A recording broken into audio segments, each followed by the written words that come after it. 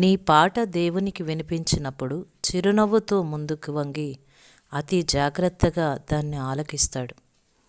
ఫిలిప్పీ పత్రిక 4వ అధ్యాయం 4వ వచనంలో పౌలు ఎల్లప్పుడూ ప్రభువునందు ఆనందించుడి, మరలా చెప్పుదును ఆనందించుడి అంటాడు. హృదయమా పాడు, ఓ నిరీక్షణ పాట. చెట్లు చిగుళ్ళు వేస్తున్నాయి, పూలు వికసిస్తున్నాయి, పాడక తప్పదు ఈ నిరీక్షణ పాట. కోటి గొంతులు శృతి కలవాలని చూడకు, వినిపిస్తుంది ఒంటరి పాటే. తెల్లవారి రాగాలాపన మొదలెడుతుంది ఒంటరి కోయల కంఠస్వరమే. మంచు పట్టిన చలి పొద్దులో మబ్బుల్ని చలిగాలిని చీల్చుకుంటూ చీకటి కడుపులో చిరుదివ్వె వెలిగిస్తూ హాయిగా బిగ్గరగా పాట పాడు. నీ పాట దేవునికి వినిపించినప్పుడు చిరునవ్వుతో ముందుకు వంగి అతి జాగ్రత్తగా దాన్ని ఆలకిస్తాడు.